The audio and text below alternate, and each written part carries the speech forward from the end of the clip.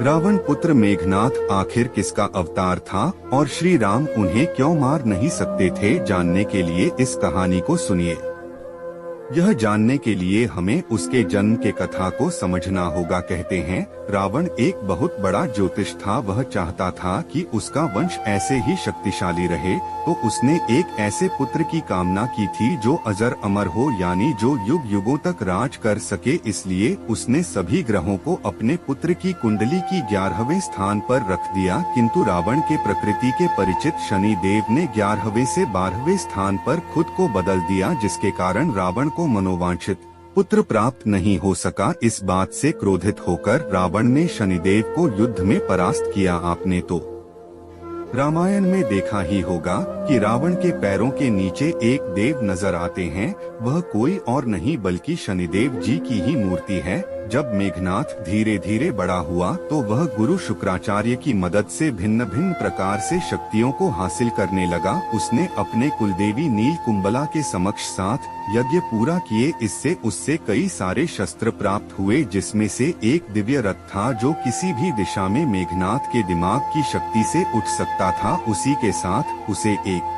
अक्षय तरकस और एक दिव्य धनुष मिला था, जिसमें तीर कभी खत्म नहीं होते थे, और उसके धनुष के सहायता से वह किसी भी बड़े बड़े दिव्यास्त्र को चला सकता था। उसे कई सारे अस्त्र वरदान में भी मिले थे। भगवान ब्रह्मा का सबसे बड़ा अस्त्र ब्रह्मास्त्र, भगवान विष्णु का सर्वोच्च नारायण अस्त्र और भगवान शिव का सर्वोच्च पशुपतास्त्र भी प्राप्त हुआ था। इन तीनों अस्त्रों को हासिल करने के बाद वह अपने पिता रावण से और भी अधिक शक्तिशाली हो गया था। कहते हैं मेघनाथ इसके बाद भी नहीं रुका। उसने शिव जी की कठोर तपस्या की। एक दिन जब रावण सुबह गुरु शुक्राचार्य के आश्रम में पहुंचा तो उसने देखा कि मेघनाथ पूजा में व्यस्त है। जब रावण ने पूछा कि यह क्या अनुष्ठान हो रहा है, तब शुक्राचार्य ने बताया कि मेघनाथ ने मौन व्रत धारण कर लिया है।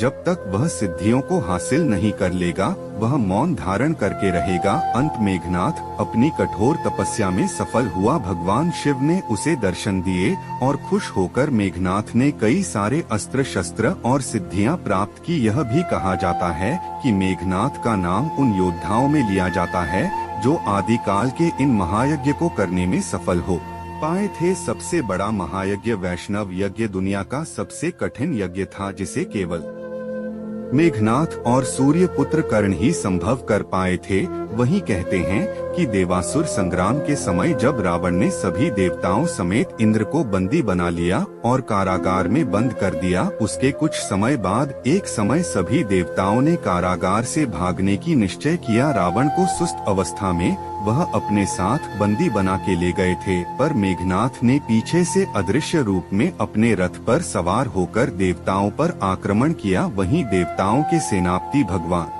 कार्तिकेय जी भी उस समय देवों की रक्षा के लिए पधार गए, परंतु मेघनाथ को वो रोक नहीं पाए। मेघनाथ न केवल देवताओं को पराजित कर बैठा, बल्कि अपने पिता के बंधन को खोलकर वहीं सभी देवताओं को वापस बंदी बनाकर लंका ले आया। यह तो बात थी देवासुर संग्राम की, लेकिन बात की जाए रामायण की तो मेघनाथ इतना शक्तिशाली था कि वह अकेले ही पूरी की पूरी वानर सेना पर हावी हो गया था। जब हनुमान जी ने लंका पर हाहाकार मचाया था, तब उस समय ही मेघनाथ ने स्वयं हनुमान जी को बंदी बनाया था। सिर्फ यही नहीं, अपने छल कपट मायावी शक्तियों के कारण उन्होंने स्वयं लक्ष्मण जी को मूर्छित कर दिया था, जिस वजह से स्वयं हनुमान जी को संजीवनी बूटी लेने के लिए हिमालय जाना पड़ा था। लेकिन अब बात करते हैं कि आखिर में नाथ किसके अवतार थे। दरअसल इसका वर्णन किसी भी धार्मिक पुस्तकों में वर्णित नहीं है, लेकिन हाँ, रावण वध के बाद अयोध्या में वापस लौटने के उपरांत जब भगवान श्री राम से अगस्त्य मुनि मिलने आए थे,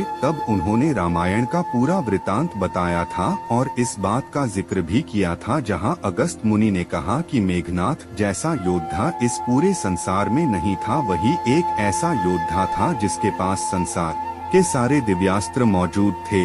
वो एक संपूर्ण पुरुष था जो अच्छे कर्मों की तरफ होता तो युगों युगों तक उसकी पूजा की जाती, लेकिन पित मोह में वह सब खो बैठा। उसे ना ही कोई शिव अवतार मार सकता था और ना ही श्री हरि अवतार। उसे तो श्री राम आप भी नहीं मार सकते थे, ना हनुमान जी उसका वध कर सकते थे। केवल और केवल महायोगी के हाथों ही उनका वध संभव हो सकता था, जो स्वयं कोई और नहीं बल्कि लक्ष्मण जी थे, जिन्होंने अपनी निंद्रा हो या मोह माया और इंद्रियां सब पर वश कर लिया था। जिन्होंने 14 वर्षों तक स्त्री का मुख ना देखा हो, साथ ही ब्रह्मचर्य का पालन किया हो, केवल वही मेघनाथ का वध कर सकता था। क्योंकि इंद्र जैसा योद्धा ना कभी पैदा हुआ था और ना कभी होगा। अगस्त मुनि के इस खास संवाद से यह पता चलता है कि कभी भी इंद्रजीत यानी मेघनाथ ने पूर्व जन्म में कोई जन्म नहीं लिया था, बल्कि वो इकलौता ऐसा योद्धा था जो सिर्फ एक ही बार जन्मा था, जो इतना शक्तिशाली था कि महान धनधारियों में उसका नाम आज भी लिया जाता है।